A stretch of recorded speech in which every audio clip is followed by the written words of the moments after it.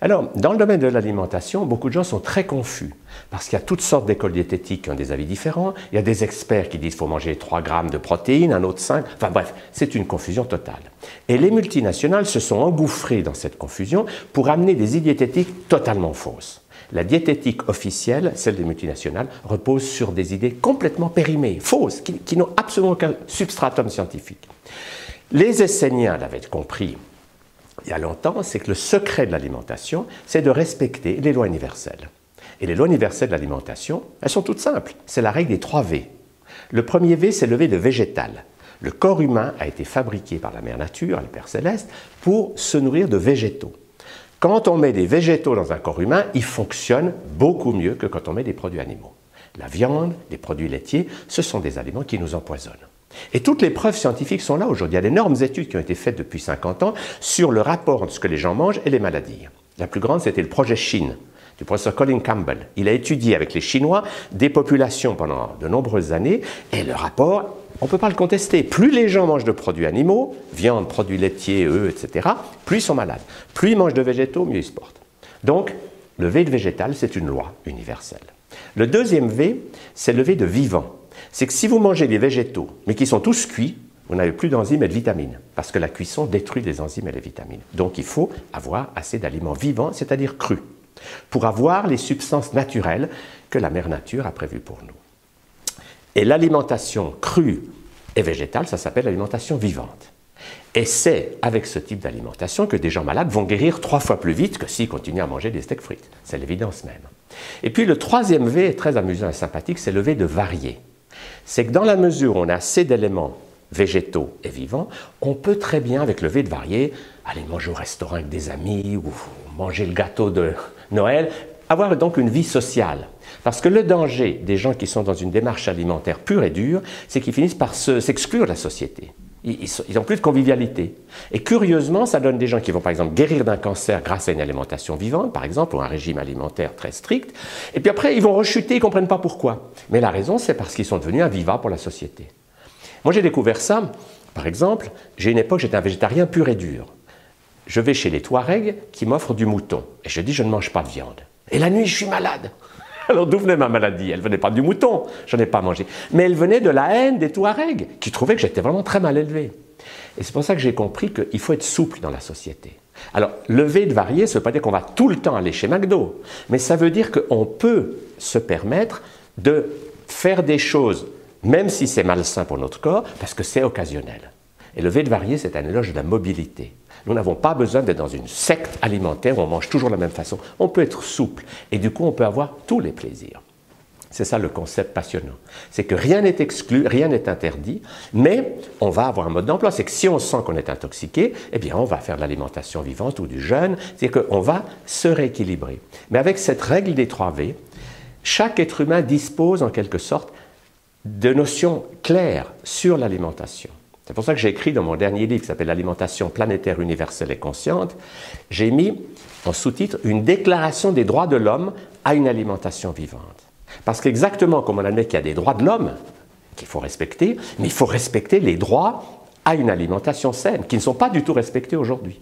Parce que dans les pays occidentaux, les gens meurent de trop de produits animaux et trop d'autres choses, enfin trop de produits industriels, et puis dans d'autres pays, ils n'ont rien à manger parce que les céréales qui pourraient les nourrir servent à nourrir des cochons qui nous empoisonnent. Donc c'est un monde totalement déséquilibré. Nous produisons assez d'aliments pour nourrir toute la planète. On produit 1 kilo de céréales par jour. Donc, il n'y a aucune raison que des gens meurent de faim. Mais s'ils meurent de faim, c'est à cause d'idées fausses, à cause du fait que les céréales qui pourraient les nourrir nourrissent des animaux qui nous rendent malades. Et puis dans les céréales, il y a quelque chose de merveilleux à comprendre, c'est que la façon de les manger n'est pas de les cuire, c'est pas de faire du pain comme on fait en France, c'est de les faire germer. Et les graines germées étaient un des secrets des Esséniens.